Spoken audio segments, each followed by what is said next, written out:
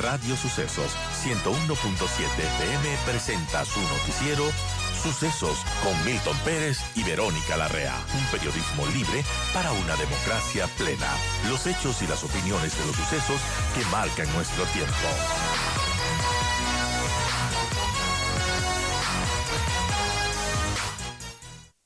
Bien, amigos, nosotros continuamos las 8:41 y doy la bienvenida a Arturo Moscoso, director de la Escuela de Relaciones Internacionales de la UID. Y estamos analizando esta coyuntura política tras el decreto de la muerte cruzada que consiste en disolver la Asamblea y llamar a elecciones. Gracias, Arturo, por estar con nosotros. Bienvenido.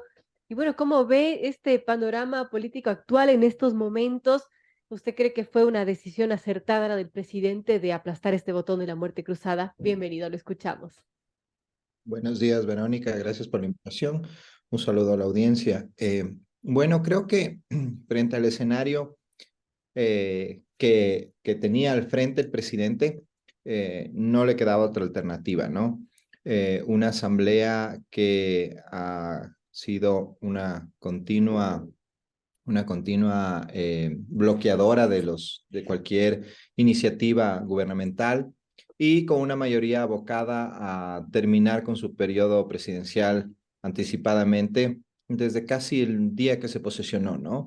Una asamblea que no ha sido propositiva para nada, no ha presentado leyes relevantes y a lo único que se ha dedicado es a intentar deponer al presidente. Entonces, frente a ese escenario, creo que el presidente pues no encontró más camino que irse por el de la muerte cruzada.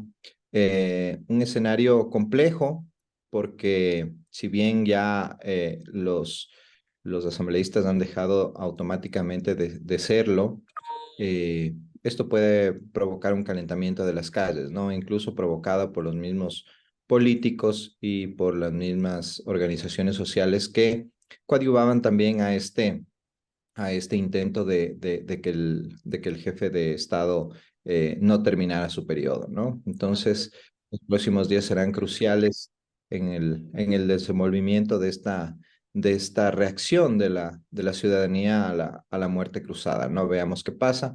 El presidente creo que ha sido inteligente en acompañar este decreto con el decreto de reforma económica que ya ha sido puesto en consideración de la Corte Constitucional, y veamos si en los próximos días tenemos otros decretos del mismo estilo, que sobre todo vayan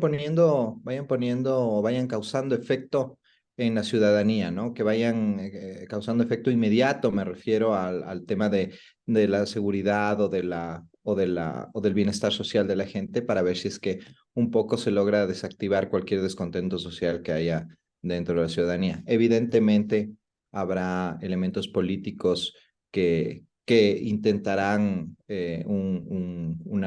una conmoción social importante para presionar a que algo suceda dentro de este escenario, pero veamos cómo maneja el gobierno esto, ¿no? Bueno, es lo más temido quizás es justamente esa conmoción social, que la gente salga a las calles, que ciertos grupos políticos también aupen el ir a las calles, ¿no? Pero más allá de eso, Arturo, ¿qué tendría que hacer en estos momentos el presidente de la República una vez que ya aplicó este mecanismo, disolvió a la Asamblea y ahora qué es lo que viene? ¿Qué retos se enfrenta y cómo debería, pues, manejarlos? Bueno, el gobierno ya no tiene excusas de poner a la asamblea como un bloqueo a sus iniciativas, ¿no? Entonces, creo que tiene un margen de acción bastante amplio, siempre y cuando se circunscriba dentro de las limitaciones que tiene con relación a la Corte Constitucional. Recordemos que todos los decretos que emita, primero deben ser en proyectos económicos urgentes, decretos leyes en lo económico urgente, y deberán ser analizados por la Corte Constitucional para determinar su constitucionalidad, ¿no? Entonces, tendrán que ser cuidadosos con eso, pero es una oportunidad enorme del gobierno de recuperar, por una parte, capital político y por otra parte, empezar a preocuparse de los temas que la ciudadanía más demanda, ¿no? Los temas de servicios, los temas de salud, los temas de seguridad, de una forma más rápida, más efectiva, y que, como te decía antes, cause efectos inmediatos en las percepciones o en la percepción que tenga la población acerca del gobierno y cómo está funcionando. Lo importante, ¿no? El presidente ya no tendrá el pretexto de que la asamblea le bloquea y podrá quizás trabajar sin ese bloqueo. Ahora también tendrá que escuchar esas demandas ciudadanas, Arturo, y qué tan posible es que, bueno, se levante el presidente, dé un giro y realmente pueda atender esas necesidades, esas demandas de la sociedad. ¿Usted cree que incluso podría llegar a reelegirse, como veo algunos comentarios en las redes sociales? ¿Es una idea descabellada o no tanto? Todo depende, Verónica, hay aquí algunos factores que analizar, ¿no? Tiene esto algunas aristas. Eh, Puede pasar, no es una probabilidad que no esté dentro de las muchas que hay. Es difícil, evidentemente, porque el desgaste del presidente ha sido muy fuerte durante estos meses y de eso es difícil volver, ¿no? Pero como te decía, tiene un abanico de posibilidades importante ya frente a la eliminación de la obstrucción de la Asamblea en los planes y programas que pretenda y eso le puede dar una oportunidad, ¿no? Ahora, los tiempos también son relativamente cortos, entonces eso también va a influir. Y por el otro lado, hay que pensar también que tenemos una clase política sumamente desgastada, ¿no? Sumamente desgastada. Recordemos que la Asamblea Nacional tenía la peor aprobación de la historia de nuestras asambleas y la clase política ahí representada, pues no creo que pueda hacer mucho para recuperarse, ¿no? Habrá partidos políticos que probablemente reciban esto como una casi sentencia de muerte, ¿no? La Izquierda Democrática, la Pachacutic, no van a tener ni en sus mejores sueños unos bloques como los que tuvieron en las elecciones pasadas, ¿no? Claro. Y otros partidos igual creo yo que el Partido Social Cristiano saldrá afectado. Y veamos también qué sucede con el correísmo, ¿no? Porque el correísmo, si bien tiene un apoyo importante dentro de la ciudadanía, todavía tiene un apoyo importante, también tiene un rechazo altísimo, ¿no?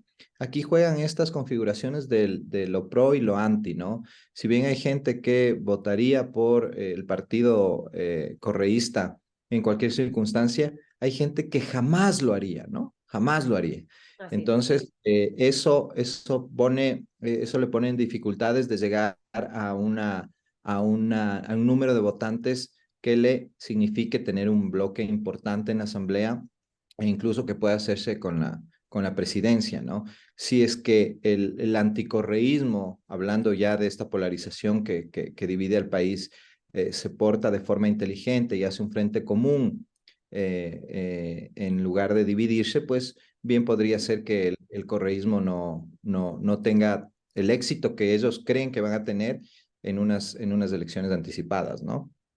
Ahora hablando de a quién beneficia esta muerte cruzada, mucho se había mencionado que esto justamente podía beneficiar al correísmo. De hecho, recordemos hace un mes más o menos un comunicado de Revolución Ciudadana, de UNES, como se llamen, decían que debería decretarse esta muerte cruzada. Bueno, ¿cómo entender todo esto y a quién está realmente beneficiando esta situación, Arturo? Bueno, es lo que te decía, Verónica. Creo que el principal beneficiado va a ser el gobierno, evidentemente, que no va a tener este bloqueo. Veamos nuevamente si es que eso le sirve como para intentar una reelección. Es un tema muy cuesta arriba, pero no se puede descartar de plano. Le afecta evidentemente a los partidos políticos que tenían bloques interesantes producto del arrastre de sus candidatos, que ya no va a surtir el mismo efecto en estas próximas elecciones. El correísmo podría salir beneficiado, en efecto, pero tomando en consideración estos otros temas de los que hablaba, que incluso podrían implicar, ¿no es cierto?, un frente común, valga la redundancia, frente al correísmo. Y pues claro, ¿no? Dependerá mucho de cómo se mueva cómo se muevan las frutas, como se dice, durante estos meses, ¿no? Eh, Veamos también qué sucede con la CONAIE. Veamos, la CONAIE también está fracturada y Pachacuti también. Veamos si es que hay movilizaciones o no. Hay mucho todavía, mucho por analizar, ¿no? Mucha tela que cortar, así es. Pero creo que las probabilidades sobre todo las probabilidades del correísmo de hacerse con la presidencia y de un buen bloque en la Asamblea, a pesar de este rechazo que tiene, son altas, no se puede descartar, puede suceder también, pero tampoco son seguras, ¿no? Y las probabilidades de que el gobierno no gane bajo ninguna circunstancia en las próximas elecciones tampoco son tan seguras, porque depende mucho de cómo actúe durante estos meses en que no tiene la Asamblea bloqueándolo. Así es, nada está dicho y todo puede ocurrir, amigos. Son las 8:52. Conversamos con Arturo Moscoso, director de la Escuela de Relaciones Internacionales de la UID, también analista, y estamos analizando la situación actual y lo que podría pasar. Y Arturo, nos ha dicho mucho de cómo queda los ahora ex asambleístas, la ex asamblea con todo esto. ¿Qué podemos decir de, bueno, del papel que ha tenido esta asamblea y que ahora ya se va a su casa? Bueno, ya está, ya no son asambleístas. Desde el momento mismo en que se firmó el decreto, ya han dejado de ser asambleístas, se van para su casa. Ahí estarán llorando seguramente muchos por el sueldito que se les termina, sobre todo el diputado social cristiano que ayer se quejaba de que no le alcanzaba la platita. Indignante, ¿no? Una bofetada a la clase más necesitada de este país, ¿no? Así. Que un sueldo tan alto se queje este individuo de que no le alcanza, ¿no? Realmente vergonzoso. Pero bueno, ya no está en la asamblea ni él ni todos los demás. Creo que es una lección para los políticos y la forma de hacer política. Esta gente, la mayoría en la asamblea, se ha dedicado a bloquear y en ningún momento ha pensado en la ciudadanía y en el bienestar de la ciudadanía. No ha hecho nada propositivo, salvo oponerse al gobierno en cualquier iniciativa que hubiera tenido. Y pues estas son las consecuencias, ¿no? Muchos de ellos, por suerte, no volverán a la asamblea.